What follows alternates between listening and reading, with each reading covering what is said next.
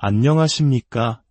시대를 초월하여 우리의 영혼을 울리는 이야기, 지혜의 샘입니다. 1600년이라는 기나긴 세월 저편, 한 남자가 써내려간 영혼의 기록이 오늘을 살아가는 우리에게 어떤 의미를 가질 수 있을까요? 정체성의 혼란과 끊임없는 자기 탐색 속에서 방황하는 현대인들에게 그의 이야기는 과연 어떤 길을 보여줄 수 있을까요? 오늘 이 이야기가 당신의 마음에 작은 울림을 준다면 주님의 은총이 더 널리 퍼져나갈 수 있도록 이 영상을 소중한 이들과 나눠주십시오. 여러분의 구독과 좋아요는 저희가 더 깊이 있는 신앙의 여정을 나누는데 큰 힘이 됩니다. 여러분의 삶에 하느님의 평화와 축복이 가득하기를 기도하며 오늘의 이야기를 시작하겠습니다. 오늘 우리는 서양 지성사의 가장 위대한 인물 중 한 명이자 은총의 박사라 불리는 성 아우구스티누스의 고백록에 대해 이야기 나누고자 합니다. 이 책이 단순히 한 사람의 자서전을 넘어 인류의 영적 순례길에 놓인 이정표가 된 이유는 무엇일까요? 많은 사람들이 아우구스티누스를 위대한 신학자이자 철학자로 기억합니다. 그의 명석한 지성은 의심의 여지가 없습니다. 하지만 우리가 종종 놓치는 것은 그의 모든 지적 탐구가 향했던 단 하나의 목적지, 바로 마음이었습니다.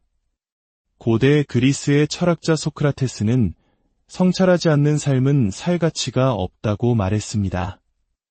자기 자신을 알라는 델포이 신전의 격언은 서양 철학의 오랜 화두였습니다. 하지만 아우구스티누스는 이 명제를 완전히 새로운 차원으로 끌어올립니다. 그는 자신을 진정으로 알기 위해서는 역설적으로 자기 자신을 넘어서 나를 창조하신 분, 바로 하느님을 바라보아야 한다고 선언합니다. 자기 자신 안으로만 파고드는 것은 결국 공허한 자아의 감옥에 갇히는 길임을 그는 뼈저리게 깨달았습니다. 그의 유명한 외침은 바로 이 깨달음의 정수입니다. 오, 영원히 오래되고 이토록 새로운 아름다움이시여, 너무 늦게 당신을 사랑했나이다. 자신을 아는 여정은 하느님을 아는 여정과 결코 분리될 수 없습니다. 오히려 하느님을 만날 때 우리는 비로소 진정한 나와 마주하게 됩니다. 아우구스티누스는 이렇게 말합니다. 하느님은 나 자신보다 내게 더 가까이 계신 분이라고. 이 놀라운 발견이 바로 고백록 전체를 관통하는 핵심입니다. 우리는 흔히 고백록을 아우구스티누스가 젊은 시절 저질렀던 죄들을 낱낱이 고백하는 책으로 생각합니다. 물론 그가 자신의 죄를 고백하는 부분도 있습니다. 하지만 고백록에서 고백이라는 단어는 두 가지의 깊은 의미를 지닙니다. 하나는 자신의 죄와 나약함을 인정하는 죄의 고백이며, 다른 하나는 그런 자신을 구원해 주신 하느님의 위대함과 자비를 찬미하는 신앙의 고백입니다. 아우구스티누스는 자신의 죄를 전시하며 동정을 구하려 했던 것이 아닙니다. 그는 자신의 어두운 과거를 통해 그 어둠 속에서조차 자신을 놓지 않고 끝까지 붙들어 주셨던 하느님의 은총이 얼마나 찬란하게 빛나는지를 보여주고 싶었던 것입니다. 그 유명한 배 도둑질 이야기가 좋은 예입니다. 소년 시절 그는 배고프지도 않았고 그 배가 맛있어 보이지도 않았는데 단지 악행 그 자체를 즐기기 위해 친구들과 함께 남의 밭에서 배를 훔칩니다. 그리고는 그 배를 먹지도 않고 돼지에게 던져줍니다. 많은 사람들은 왜 이 사소한 죄에 그토록 많은 지면을 할애하는지 의아해합니다. 하지만 아우구스티누스는 이 사건을 통해 인간 본성 깊숙이 자리한 죄의 신비, 즉 아무런 이익도 없음에도 불구하고 악을 행하고자 하는 뒤틀린 욕망을 탐구합니다. 그는 나는 왜 그랬는가? 라는 질문을 멈추지 않습니다. 이 질문은 결국 하느님, 당신 없이는 저는 이토록 비참한 존재입니다. 라는 기도로 이어집니다. 이처럼 그의 죄에 대한 이야기는 언제나 하느님의 은총에 대한 찬미로 기결됩니다. 고백록의 진정한 주인공은 아우구스티누스가 아니라 그의 삶을 이끌어 가시는 하느님이신 것입니다. 이 모든 이야기는 성경에 나오는 돌아온 탕자의 비유와 깊이 연결됩니다. 탕자가 아버지의 집을 떠나 허랑방탕한 삶을 살다가 모든 것을 잃고 나서야 비로소 제정신이 들어 아버지께로 돌아가기로 결심합니다. 아우구스티누스는 죄를 짓는 것이 바로 이렇게 자기 자신을 떠나는 것이라고 보았습니다. 하느님을 떠나는 것은 곧 자기 자신을 잃어버리는 것과 같았습니다. 그는 고백록에서 하느님께서 흩어진 자신을 계속해서 주워 모아 자신의 눈앞에 다시 세워두셨다고 묘사합니다. 도망치고 외면하고 싶었던 자신의 비참한 모습을 억지로라도 마주보게 하셨다는 것입니다. 이 고통스러운 직면을 통해 그는 비로소 자기 자신에게로 그리고 아버지이신 하느님에게로 돌아가는 길을 찾을 수 있었습니다. 그렇다면 아우구스티누스는 왜 이토록 내밀한 자신의 영적 여정을 세상에 공개하기로 결심했을까요? 여기에는 심장의 움직임과 같은 심오한 비유가 숨어 있습니다. 심장은 온몸의 피를 받아들이기 위해 안으로 수축했다가 다시 온몸으로 생명의 피를 뿜어내기 위해 밖으로 확장합니다. 아우구스티누스에게 그리스도인의 삶이란 바로 이와 같았습니다. 내면으로 깊이 들어가 하느님과의 친밀한 만남을 통해 영적 생명력을 얻고 그 생명력을 다시 세상 속으로 흘려보내야 한다는 것이었습니다. 그가 고백록을 쓸 무렵 그는 막 히포 교구의 주교로 서품되었습니다. 그의 과거는 이미 많은 사람들에게 알려져 있었습니다. 그는 숨기기보다 오히려 자신의 삶을 열어보임으로써 자신의 삶 속에서 일하신 하느님의 은총을 증언하고자 했습니다. 나와 같은 죄인의 삶에도 이토록 놀라운 은총이 함께하셨다면 여러분의 삶에는 얼마나 더 큰 은총이 함께하시겠습니까? 라고 말하고 싶었던 것입니다. 그는 자신의 이야기를 통해 독자들이 자신의 삶 속에서 역사하시는 하느님의 손길을 발견하고 자신의 이야기를 하느님의 구원 역사라는 더 큰 이야기 속에 자리매김하도록 초대합니다. 아우구스티누스의 삶에서 또 하나 빼놓을 수 없는 것은 바로 우정의 힘입니다. 우리 한국인들에게 정이라는 특별한 관계의 언어가 있듯이 아우구스티누스에게 우정은 삶의 핵심이었습니다. 그는 친구를 애 영혼의 또 다른 반쪽이라고 불렀습니다. 그는 단 한순간도 혼자 살지 않았습니다. 어머니 모니카, 사실혼 관계의 여인과 아들, 그리고 회심 후에는 뜻을 같이 하는 친구들과 공동체를 이루어 살았으며 주교가 되어서는 교구의 모든 사제들과 함께 수도 공동체처럼 살기를 요구했습니다. 흥미로운 점은 고백록의 전반부에서는 그의 주변 인물들이 거의 이름 없이 등장한다는 것입니다. 어머니 모니카의 이름조차 등장하지 않습니다. 하지만 그가 하느님께 가까이 다가갈수록 그의 주변 친구들의 이름이 하나둘씩 나타나기 시작하며 그들의 존재가 더욱 선명해집니다. 마치 하느님과의 관계가 회복되면서 다른 이들과의 참된 관계 역시 회복되는 것처럼 보입니다. 결국 그를 회심의 문턱으로 밀어넣은 것도 친구들의 증언이었습니다. 존경받던 로마의 지식인 빅토리아누스가 세례를 받았다는 소식은 그의 세계를 뒤흔들었습니다. 그는 이미 머리로는 가톨릭의 모든 진리를 받아들였지만 내일 하며 결단을 미루고 있었습니다. 그러나 친구들의 용기 있는 선택을 보며 그는 더 이상 미룰 수 없음을 깨닫습니다. 그가 정원에서 눈물을 흘리며 절망에 빠져 있을 때 그리고 집어서 읽어라라는 신비로운 음성을 듣고 성경을 펼쳤을 때 그의 곁에는 가장 친한 친구 알리피우스가 함께 있었습니다. 그리고 그들은 함께 세례를 받기로 결심합니다. 이처럼 그의 회심은 결코 홀로 이룬 것이 아니었습니다. 그것은 어머니의 끊임없는 기도, 성 암브로시우스 주교의 따뜻한 친절과 설교, 그리고 친구들과의 영적인 교감 속에서 이루어진 공동체의 열매였습니다. 많은 독자들이 고백록을 읽다가 9권을 지나면서 혼란에 빠집니다. 흥미진진한 자서전이 끝나고 갑자기 시간과 기억에 대한 철학적 탐구, 그리고 창세기 해설이 등장하기 때문입니다. 마치 잘 달리던 기차가 갑자기 궤도를 이탈한 것처럼 느껴집니다. 하지만 이 구조적 변화야말로 아우구스티누스가 전하고자 했던 가장 깊은 메시지를 담고 있습니다.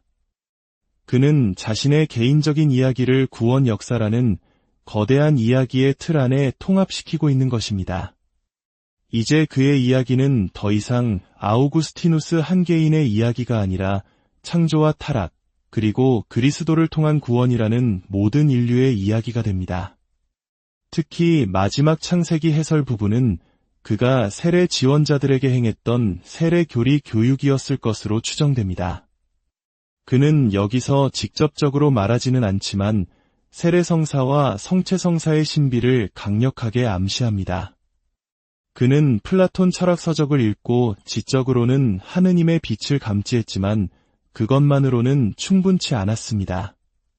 그는 하느님으로부터 이런 음성을 듣는 신비로운 체험을 합니다. 너는 아직 미숙하다. 그러나 너는 나를 먹게 될 것이다. 그러면 내가 나를 너로 변화시키는 것이 아니라 내가 나에게로 변화될 것이다. 이것은 명백히 성체성사에 대한 놀라운 통찰입니다. 세상의 음식은 우리가 먹으면 우리 몸의 일부가 되지만 성체라는 생명의 빵은 우리가 모실 때 오히려 우리를 그리스도의 몸으로 변화시킵니다. 이 성사적 신비의 힘을 통해서만 우리는 진정으로 자신을 알고 하느님 안에서 새로운 존재로 살아갈 수 있다는 것을 아우구스티누스는 보여주고 있는 것입니다. 결국 고백록은 하나의 거대한 기도입니다. 그것은 아우구스티누스가 어떻게 기도해야 하는지를 배워가는 과정의 기록이며 우리를 그 기도의 자리로 초대하는 초대장입니다. 그는 자신의 불안하고 상처 입은 기억들, 주체할 수 없는 감정들, 그리고 흩어진 생각들을 모두 하느님 앞에 가져옵니다. 그리고 하느님께서 그 기억들을 재정리하고 감정들을 치유하시며 생각들을 당신의 진리 안에서 바로 세워주시도록 간청합니다. 그는 기도가 단순히 지적인 활동이 아님을 깨달았습니다. 기도는 머리가 아닌 마음으로 하는 것이며 나의 지식으로 하느님을 아는 것이 아니라 하느님의 현존 안에서 그분을 체험하는 것입니다. 제자들이 예수님께서 기도하고 오신 후 저희에게도 기도하는 법을 가르쳐 주십시오라고 청했던 것처럼 우리도 아우구스티누스의 기도를 통해 진정으로 기도하는 법을 배울 수 있습니다. 성 아우구스티누스는 우리에게 이렇게 외칩니다. 그릇된 길을 가는 자들아, 너희 마음으로 돌아오너라. 그리고 너희를 만드신 그분께 굳게 매달려라. 우리의 평화와 기쁨, 안식을 다른 곳에서 찾지 말고 당신의 내면으로 돌아가십시오. 바로 그곳, 마음의 가장 깊은 곳에 주님께서 당신을 기다리고 계십니다. 주님께서는 바로 당신의 마음 안에서 당신을 만나기 위해 하늘에 오르셨습니다. 그 내면으로의 여정 속에서 우리는 자신의 죄와 나약함을 마주하게 될 것입니다. 하지만 두려워하지 마십시오. 바로 그 자리에서 우리를 창조하신 분, 우리를 끝까지 사랑하시는 분을 붙들 때 우리는 참된 자유와 평화를 얻게 될 것입니다. 오늘 성 아우구스티누스의 초대에 응답하여 잠시 고요히 여러분의 마음속으로 들어가 보시는 것은 어떨까요? 그곳에서 여러분을 기다리시는 주님의 음성에 귀 기울여 보십시오. 하늘에 계신 아버지, 저희를 당신 아드님 예수 그리스도의 성심으로 불러주시니 감사드립니다. 저희의 불안한 마음이 당신 안에서만 참된 안식을 찾을 수 있음을 고백합니다. 오늘 이 이야기를 들은 모든 이들이 자신의 마음 깊은 곳에서 현존하시는 예수님의 사랑을 깨닫게 하시고 그 사랑에 힘입어 새로운 삶을 살아갈 용기를 얻게 하소서. 전능하신 하느님, 성부와 성자와 성령의 이름으로 저희 모두에게 강복하소서. 안녕하십니까? 시대를 초월하여 우리의 영혼을 울리는 이야기, 지혜의 샘입니다. 1600년이라는 기나긴 세월 저편, 한 남자가 써내려간 영혼의 기록이 오늘을 살아가는 우리에게 어떤 의미를 가질 수 있을까요? 정체성의 혼란과 끊임없는 자기 탐색 속에서 방황하는 현대인들에게 그의 이야기는 과연 어떤 길을 보여줄 수 있을까요? 오늘 이 이야기가 당신의 마음에 작은 울림을 준다면 주님의 은총이 더 널리 퍼져나갈 수 있도록 이 영상을 소중한 이들과 나눠주십시오.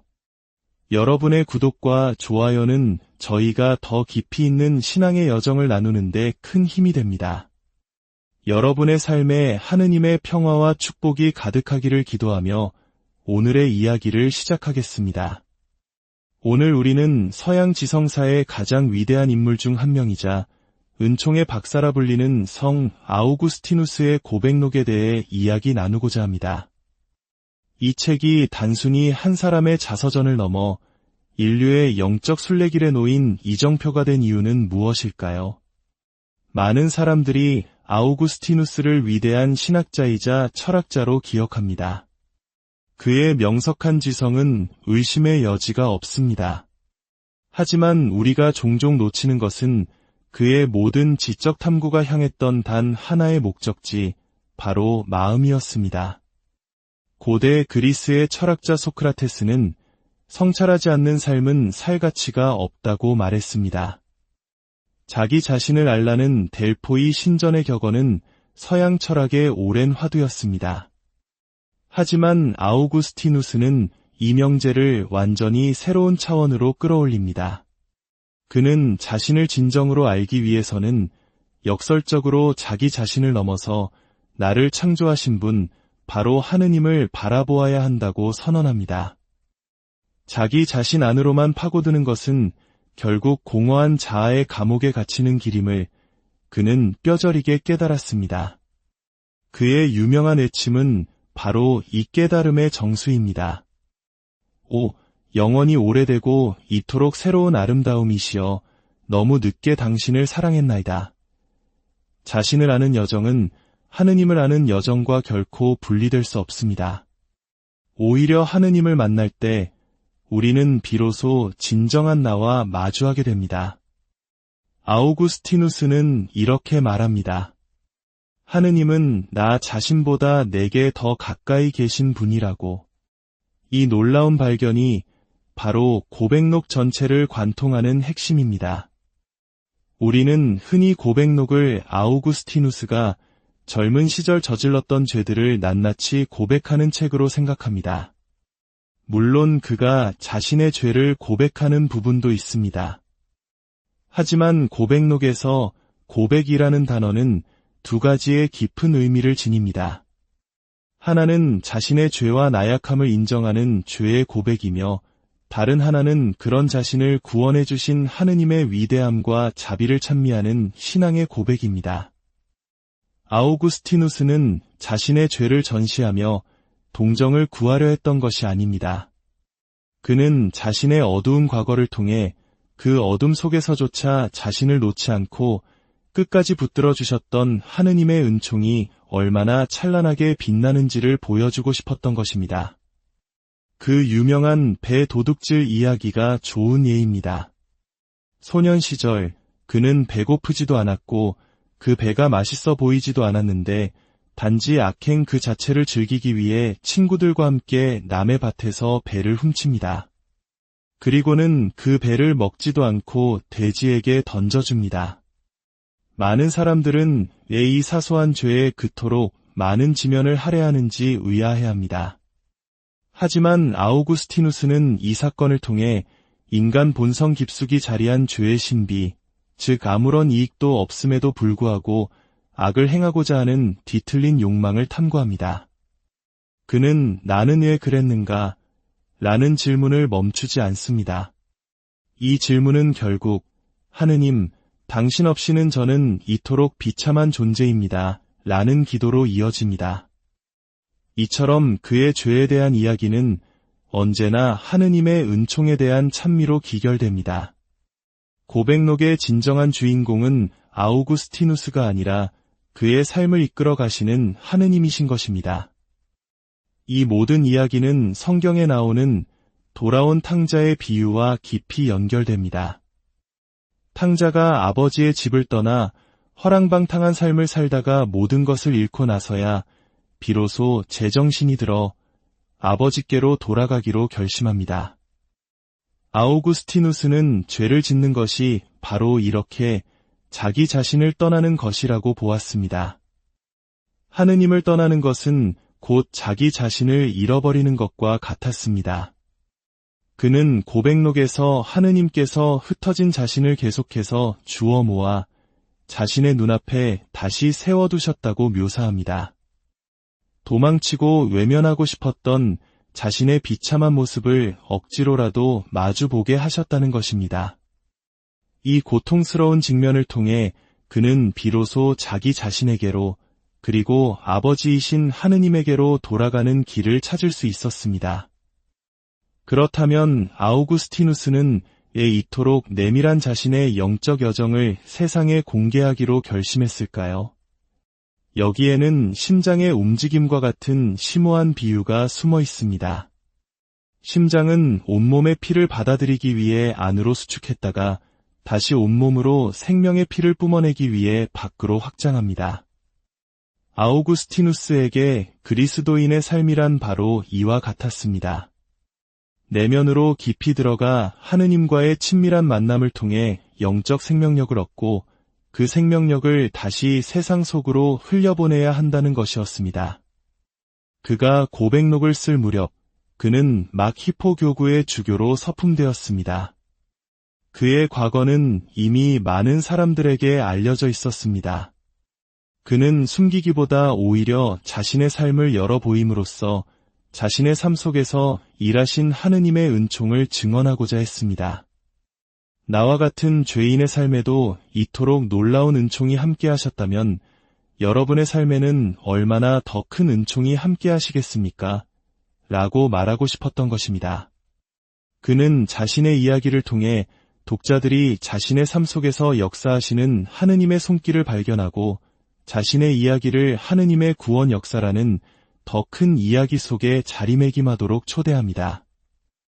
아우구스티누스의 삶에서 또 하나 빼놓을 수 없는 것은 바로 우정의 힘입니다. 우리 한국인들에게 정이라는 특별한 관계의 언어가 있듯이 아우구스티누스에게 우정은 삶의 핵심이었습니다.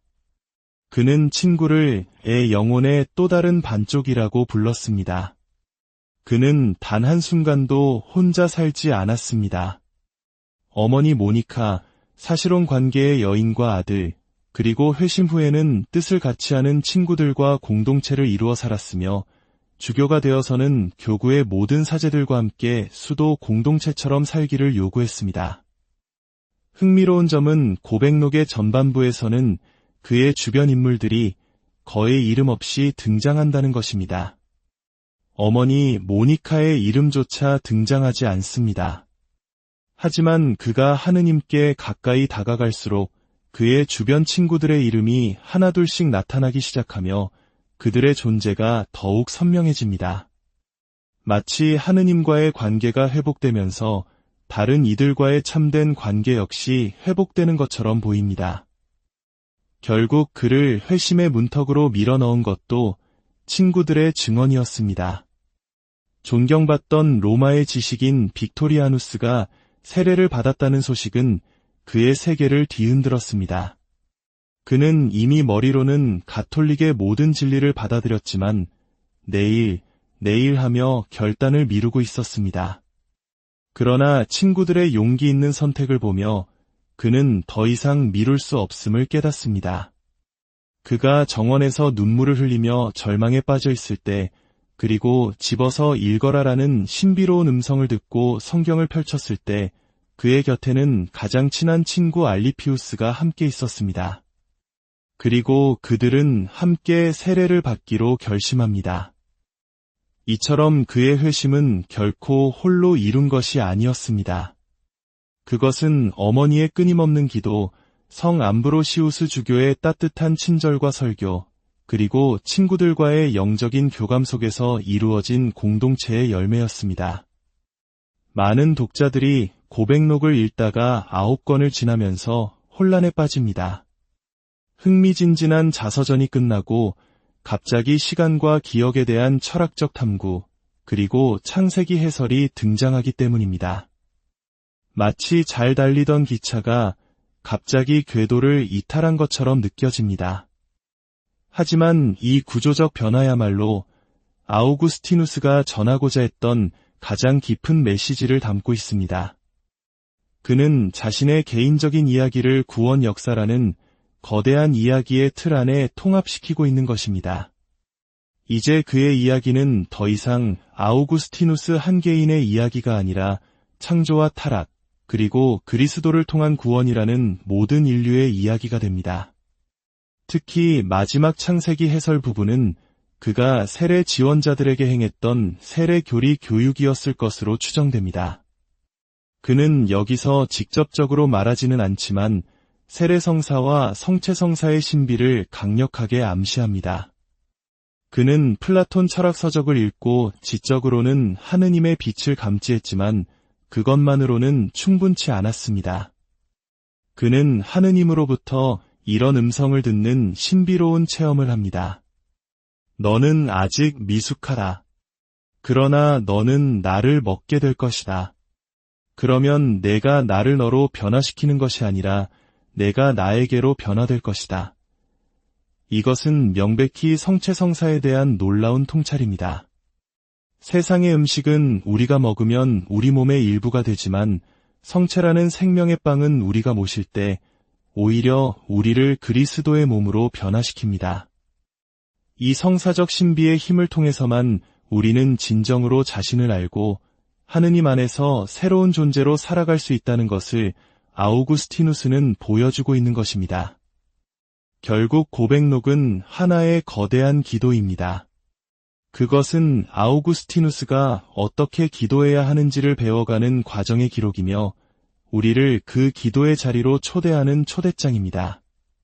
그는 자신의 불안하고 상처 입은 기억들, 주체할 수 없는 감정들, 그리고 흩어진 생각들을 모두 하느님 앞에 가져옵니다.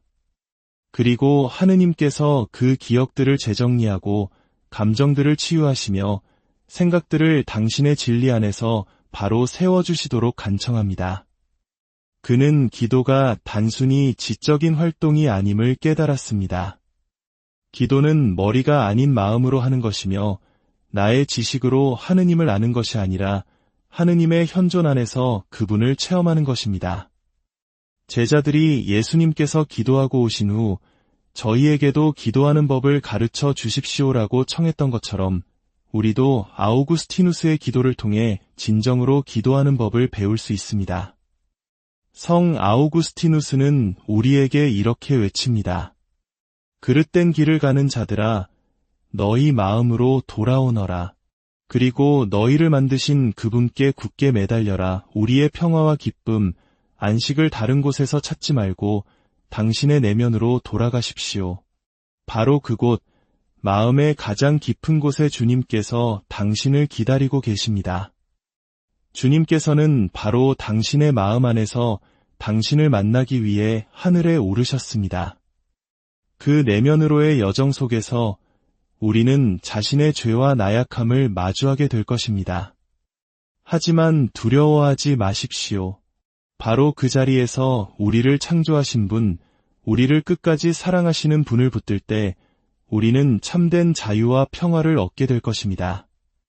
오늘 성 아우구스티누스의 초대에 응답하여 잠시 고요히 여러분의 마음속으로 들어가 보시는 것은 어떨까요? 그곳에서 여러분을 기다리시는 주님의 음성에 귀 기울여 보십시오.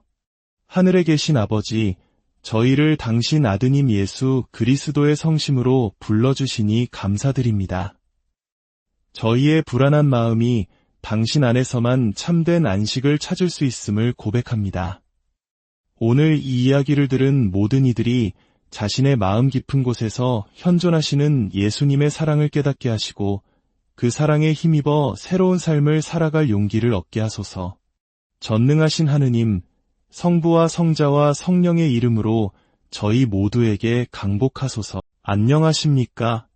시대를 초월하여 우리의 영혼을 울리는 이야기, 지혜의 샘입니다.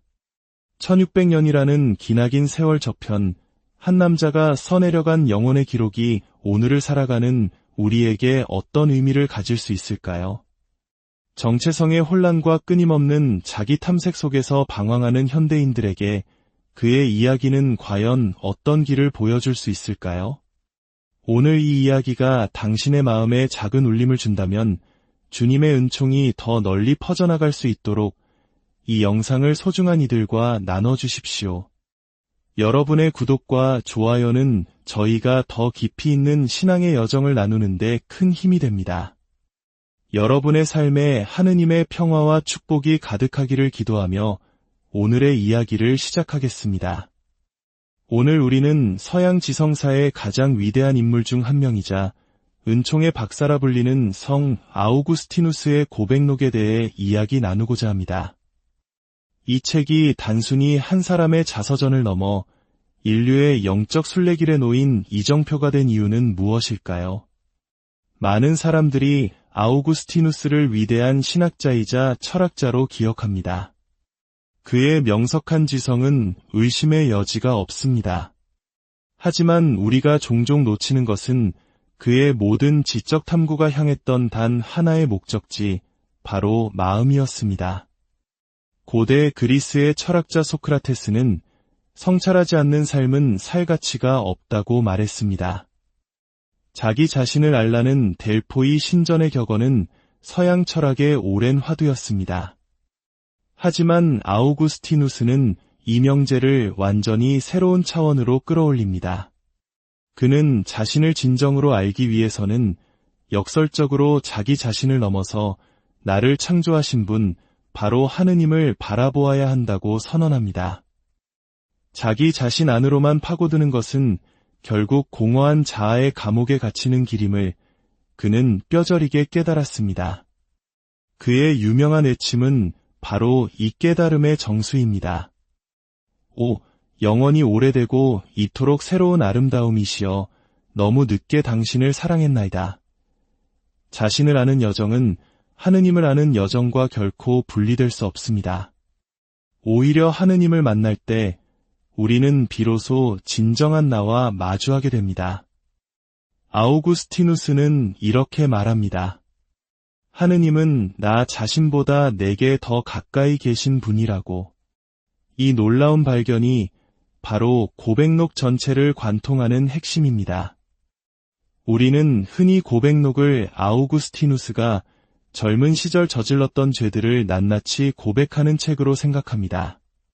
물론 그가 자신의 죄를 고백하는 부분도 있습니다. 하지만 고백록에서 고백이라는 단어는 두 가지의 깊은 의미를 지닙니다. 하나는 자신의 죄와 나약함을 인정하는 죄의 고백이며 다른 하나는 그런 자신을 구원해 주신 하느님의 위대함과 자비를 찬미하는 신앙의 고백입니다. 아우구스티누스는 자신의 죄를 전시하며 동정을 구하려 했던 것이 아닙니다. 그는 자신의 어두운 과거를 통해 그 어둠 속에서조차 자신을 놓지 않고 끝까지 붙들어 주셨던 하느님의 은총이 얼마나 찬란하게 빛나는지를 보여주고 싶었던 것입니다. 그 유명한 배 도둑질 이야기가 좋은 예입니다. 소년 시절 그는 배고프지도 않았고 그 배가 맛있어 보이지도 않았는데 단지 악행 그 자체를 즐기기 위해 친구들과 함께 남의 밭에서 배를 훔칩니다. 그리고는 그 배를 먹지도 않고 돼지에게 던져줍니다. 많은 사람들은 왜 이 사소한 죄에 그토록 많은 지면을 할애하는지 의아해합니다. 하지만 아우구스티누스는 이 사건을 통해 인간 본성 깊숙이 자리한 죄의 신비, 즉 아무런 이익도 없음에도 불구하고 악을 행하고자 하는 뒤틀린 욕망을 탐구합니다. 그는 나는 왜 그랬는가? 라는 질문을 멈추지 않습니다. 이 질문은 결국 하느님, 당신 없이는 저는 이토록 비참한 존재입니다. 라는 기도로 이어집니다. 이처럼 그의 죄에 대한 이야기는 언제나 하느님의 은총에 대한 찬미로 기결됩니다. 고백록의 진정한 주인공은 아우구스티누스가 아니라 그의 삶을 이끌어 가시는 하느님이신 것입니다. 이 모든 이야기는 성경에 나오는 돌아온 탕자의 비유와 깊이 연결됩니다. 탕자가 아버지의 집을 떠나 허랑방탕한 삶을 살다가 모든 것을 잃고 나서야 비로소 제정신이 들어 아버지께로 돌아가기로 결심합니다. 아우구스티누스는 죄를 짓는 것이 바로 이렇게 자기 자신을 떠나는 것이라고 보았습니다. 하느님을 떠나는 것은 곧 자기 자신을 잃어버리는 것과 같았습니다.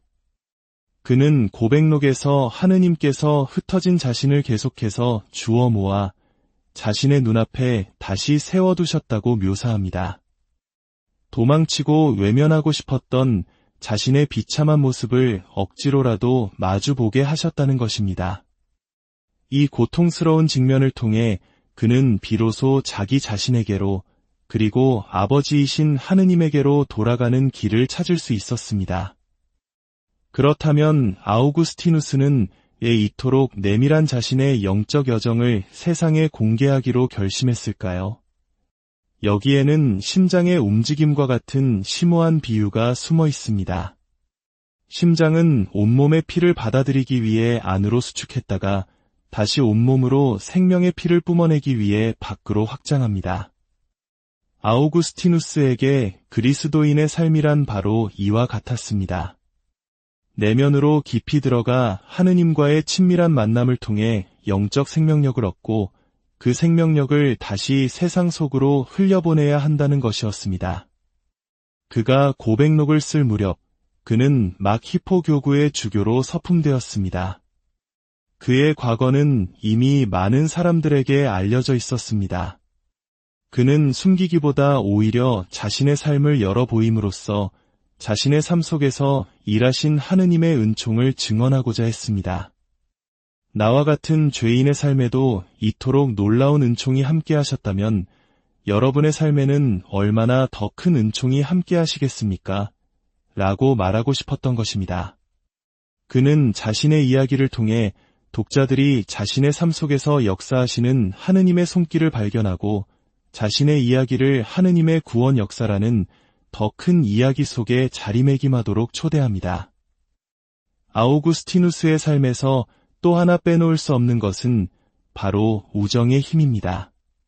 우리 한국인들에게 정이라는 특별한 관계의 언어가 있듯이 아우구스티누스에게 우정은 삶의 핵심이었습니다. 그는 친구를 애 영혼의 또 다른 반쪽이라고 불렀습니다. 그는 단 한순간도 혼자 살지 않았습니다. 어머니 모니카, 사실혼 관계의 여인과 아들, 그리고 회심 후에는 뜻을 같이 하는 친구들과 공동체를 이루어 살았으며 주교가 되어서는 교구의 모든 사제들과 함께 수도 공동체처럼 살기를 요구했습니다. 흥미로운 점은 고백록의 전반부에서는 그의 주변 인물들이 거의 이름 없이 등장한다는 것입니다. 어머니 모니카의 이름조차 등장하지 않습니다.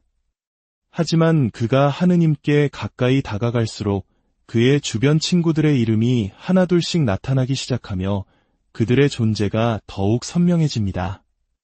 마치 하느님과의 관계가 회복되면서 다른 이들과의 참된 관계 역시 회복되는 것처럼 보입니다. 결국 그를 회심의 문턱으로 밀어넣은 것도 친구들의 증언이었습니다. 존경받던 로마의 지식인 빅토리아누스가 세례를 받았다는 소식은 그의 세계를 뒤흔들었습니다. 그는 이미 머리로는 가톨릭의 모든 진리를 받아들였지만 내일 하며 결단을 미루고 있었습니다. 그러나 친구들의 용기 있는 선택을 보며 그는 더 이상 미룰 수 없음을 깨닫습니다. 그가 정원에서 눈물을 흘리며 절망에 빠져 있을 때 그리고 집어서 읽어라라는 신비로운 음성을 듣고 성경을 펼쳤을 때 그의 곁에는 가장 친한 친구 알리피우스가 함께 있었습니다. 그리고 그들은 함께 세례를 받기로 결심합니다. 이처럼 그의 회심은 결코 홀로 이룬 것이 아니었습니다. 그것은 어머니의 끊임없는 기도, 성 암브로시우스 주교의 따뜻한 친절과 설교, 그리고 친구들과의 영적인 교감 속에서 이루어진 공동체의 열매였습니다. 많은 독자들이 고백록을 읽다가 9권을 지나면서 혼란에 빠집니다. 흥미진진한 자서전이 끝나고 갑자기 시간과 기억에 대한 철학적 탐구, 그리고 창세기 해설이 등장하기 때문입니다. 마치 잘 달리던 기차가 갑자기 궤도를 이탈한 것처럼 느껴집니다. 하지만 이 구조적 변화야말로 아우구스티누스가 전하고자 했던 가장 깊은 메시지를 담고 있습니다. 그는 자신의 개인적인 이야기를 구원 역사라는 거대한 이야기의 틀 안에 통합시키고 있는 것입니다. 이제 그의 이야기는 더 이상 아우구스티누스 한 개인의 이야기가 아니라 창조와 타락, 그리고 그리스도를 통한 구원이라는 모든 인류의 이야기가 됩니다. 특히 마지막 창세기 해설 부분은 그가 세례 지원자들에게 행했던 세례 교리 교육이었을 것으로 추정됩니다. 그는 여기서 직접적으로 말하지는 않지만 세례 성사와 성체 성사의 신비를 강력하게 암시합니다. 그는 플라톤 철학서적을 읽고 지적으로는 하느님의 빛을 감지했지만 그것만으로는 충분치 않았습니다. 그는 하느님으로부터 이런 음성을 듣는 신비로운 체험을 합니다. 너는 아직 미숙하다. 그러나 너는 나를 먹게 될 것이다. 그러면 내가 나를 너로 변화시키는 것이 아니라 내가 나에게로 변화될 것이다. 이것은 명백히 성체성사에 대한 놀라운 통찰입니다. 세상의 음식은 우리가 먹으면 우리 몸의 일부가 되지만 성체라는 생명의 빵은 우리가 모실 때 오히려 우리를 그리스도의 몸으로 변화시킵니다. 이 성사적 신비의 힘을 통해서만 우리는 진정으로 자신을 알고 하느님 안에서 새로운 존재로 살아갈 수 있다는 것을 아우구스티누스는 보여주고 있는 것입니다. 결국 고백록은 하나의 거대한 기도입니다. 그것은 아우구스티누스가 어떻게 기도해야 하는지를 배워가는 과정의 기록이며 우리를 그 기도의 자리로 초대하는 초대장입니다. 그는 자신의 불안하고 상처 입은 기억들, 주체할 수 없는 감정들, 그리고 흩어진 생각들을 모두 하느님 앞에 가져옵니다. 그리고 하느님께서 그 기억들을 재정리하고 감정들을 치유하시며 생각들을 당신의 진리 안에서 바로 세워주시도록 간청합니다. 그는 기도가 단순히 지적인 활동이 아님을 깨달았습니다. 기도는 머리가 아닌 마음으로 하는 것이며 나의 지식으로 하느님을 아는 것이 아니라 하느님의 현존 안에서 그분을 체험하는 것입니다. 제자들이 예수님께서 기도하고 오신 후 저희에게도 기도하는 법을 가르쳐 주십시오라고 청했던 것처럼 우리도 아우구스티누스의 기도를 통해 진정으로 기도하는 법을 배울 수 있습니다. 성 아우구스티누스는 우리에게 이렇게 외칩니다. 그릇된 길을 가는 자들아, 너희 마음으로 돌아오너라. 그리고 너희를 만드신 그분께 굳게 매달려라. 우리의 평화와 기쁨, 안식을 다른 곳에서 찾지 말고 당신의 내면으로 돌아가십시오. 바로 그곳, 마음의 가장 깊은 곳에 주님께서 당신을 기다리고 계십니다. 주님께서는 바로 당신의 마음 안에서 당신을 만나기 위해 하늘에 오르셨습니다. 그 내면으로의 여정 속에서 우리는 자신의 죄와 나약함을 마주하게 될 것입니다. 하지만 두려워하지 마십시오.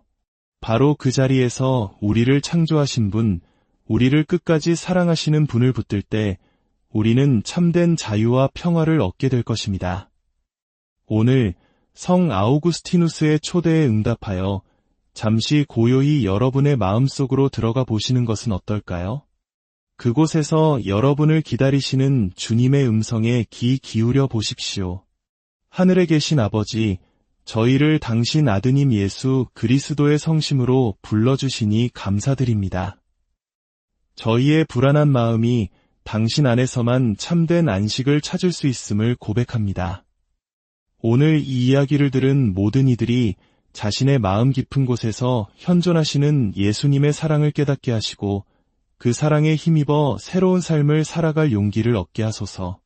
전능하신 하느님, 성부와 성자와 성령의 이름으로 저희 모두에게 강복하소서. 안녕하십니까? 시대를 초월하여 우리의 영혼을 울리는 이야기, 지혜의 샘입니다. 1600년이라는 기나긴 세월 저편, 한 남자가 써내려간 영혼의 기록이 오늘을 살아가는 우리에게 어떤 의미를 가질 수 있을까요? 정체성의 혼란과 끊임없는 자기 탐색 속에서 방황하는 현대인들에게 그의 이야기는 과연 어떤 길을 보여줄 수 있을까요? 오늘 이 이야기가 당신의 마음에 작은 울림을 준다면 주님의 은총이 더 널리 퍼져나갈 수 있도록 이 영상을 소중한 이들과 나눠주십시오. 여러분의 구독과 좋아요는 저희가 더 깊이 있는 신앙의 여정을 나누는데 큰 힘이 됩니다. 여러분의 삶에 하느님의 평화와 축복이 가득하기를 기도하며 오늘의 이야기를 시작하겠습니다. 오늘 우리는 서양 지성사의 가장 위대한 인물 중 한 명이자 은총의 박사라 불리는 성 아우구스티누스의 고백록에 대해 이야기 나누고자 합니다. 이 책이 단순히 한 사람의 자서전을 넘어 인류의 영적 순례길에 놓인 이정표가 된 이유는 무엇일까요? 많은 사람들이 아우구스티누스를 위대한 신학자이자 철학자로 기억합니다. 그의 명석한 지성은 의심의 여지가 없습니다. 하지만 우리가 종종 놓치는 것은 그의 모든 지적 탐구가 향했던 단 하나의 목적지, 바로 마음이었습니다. 고대 그리스의 철학자 소크라테스는 성찰하지 않는 삶은 살 가치가 없다고 말했습니다. 자기 자신을 알라는 델포이 신전의 격언은 서양 철학의 오랜 화두였습니다. 하지만 아우구스티누스는 이 명제를 완전히 새로운 차원으로 끌어올립니다. 그는 자신을 진정으로 알기 위해서는 역설적으로 자기 자신을 넘어서 나를 창조하신 분, 바로 하느님을 바라보아야 한다고 선언합니다. 자기 자신 안으로만 파고드는 것은 결국 공허한 자아의 감옥에 갇히는 길임을 그는 뼈저리게 깨달았습니다. 그의 유명한 외침은 바로 이 깨달음의 정수입니다. 오, 영원히 오래되고 이토록 새로운 아름다움이시여, 너무 늦게 당신을 사랑했나이다. 자신을 아는 여정은 하느님을 아는 여정과 결코 분리될 수 없습니다. 오히려 하느님을 만날 때 우리는 비로소 진정한 나와 마주하게 됩니다. 아우구스티누스는 이렇게 말합니다. 하느님은 나 자신보다 내게 더 가까이 계신 분이라고. 이 놀라운 발견이 바로 고백록 전체를 관통하는 핵심입니다. 우리는 흔히 고백록을 아우구스티누스가 젊은 시절 저질렀던 죄들을 낱낱이 고백하는 책으로 생각합니다. 물론 그가 자신의 죄를 고백하는 부분도 있습니다. 하지만 고백록에서 고백이라는 단어는 두 가지의 깊은 의미를 지닙니다. 하나는 자신의 죄와 나약함을 인정하는 죄의 고백이며 다른 하나는 그런 자신을 구원해 주신 하느님의 위대함과 자비를 찬미하는 신앙의 고백입니다. 아우구스티누스는 자신의 죄를 전시하며 동정을 구하려 했던 것이 아닙니다. 그는 자신의 어두운 과거를 통해 그 어둠 속에서조차 자신을 놓지 않고 끝까지 붙들어 주셨던 하느님의 은총이 얼마나 찬란하게 빛나는지를 보여주고 싶었던 것입니다. 그 유명한 배 도둑질 이야기가 좋은 예입니다. 소년 시절 그는 배고프지도 않았고 그 배가 맛있어 보이지도 않았는데 단지 악행 그 자체를 즐기기 위해 친구들과 함께 남의 밭에서 배를 훔칩니다. 그리고는 그 배를 먹지도 않고 돼지에게 던져줍니다. 많은 사람들은 왜 이 사소한 죄에 그토록 많은 지면을 할애하는지 의아해합니다. 하지만 아우구스티누스는 이 사건을 통해 인간 본성 깊숙이 자리한 죄의 신비, 즉 아무런 이익도 없음에도 불구하고 악을 행하고자 하는 뒤틀린 욕망을 탐구합니다. 그는 나는 왜 그랬는가? 라는 질문을 멈추지 않습니다. 이 질문은 결국 하느님, 당신 없이는 저는 이토록 비참한 존재입니다. 라는 기도로 이어집니다. 이처럼 그의 죄에 대한 이야기는 언제나 하느님의 은총에 대한 찬미로 기결됩니다. 고백록의 진정한 주인공은 아우구스티누스가 아니라 그의 삶을 이끌어 가시는 하느님이신 것입니다. 이 모든 이야기는 성경에 나오는 돌아온 탕자의 비유와 깊이 연결됩니다. 탕자가 아버지의 집을 떠나 허랑방탕한 삶을 살다가 모든 것을 잃고 나서야 비로소 제정신이 들어 아버지께로 돌아가기로 결심합니다. 아우구스티누스는 죄를 짓는 것이 바로 이렇게 자기 자신을 떠나는 것이라고 보았습니다. 하느님을 떠나는 것은 곧 자기 자신을 잃어버리는 것과 같았습니다. 그는 고백록에서 하느님께서 흩어진 자신을 계속해서 주워 모아 자신의 눈앞에 다시 세워두셨다고 묘사합니다. 도망치고 외면하고 싶었던 자신의 비참한 모습을 억지로라도 마주보게 하셨다는 것입니다. 이 고통스러운 직면을 통해 그는 비로소 자기 자신에게로 그리고 아버지이신 하느님에게로 돌아가는 길을 찾을 수 있었습니다. 그렇다면 아우구스티누스는 왜 이토록 내밀한 자신의 영적 여정을 세상에 공개하기로 결심했을까요? 여기에는 심장의 움직임과 같은 심오한 비유가 숨어 있습니다. 심장은 온몸의 피를 받아들이기 위해 안으로 수축했다가 다시 온몸으로 생명의 피를 뿜어내기 위해 밖으로 확장합니다. 아우구스티누스에게 그리스도인의 삶이란 바로 이와 같았습니다. 내면으로 깊이 들어가 하느님과의 친밀한 만남을 통해 영적 생명력을 얻고 그 생명력을 다시 세상 속으로 흘려보내야 한다는 것이었습니다. 그가 고백록을 쓸 무렵 그는 막 히포 교구의 주교로 서품되었습니다. 그의 과거는 이미 많은 사람들에게 알려져 있었습니다. 그는 숨기기보다 오히려 자신의 삶을 열어보임으로써 자신의 삶 속에서 일하신 하느님의 은총을 증언하고자 했습니다.